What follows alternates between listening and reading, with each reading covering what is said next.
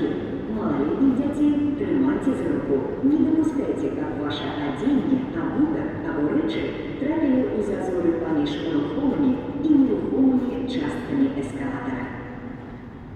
Ladies and gentlemen, please stand facing forward and holding onto the handrail of the escalator at all times for your safety. Step off the escalator promptly. Take babies in your arms and hold small children by the hand.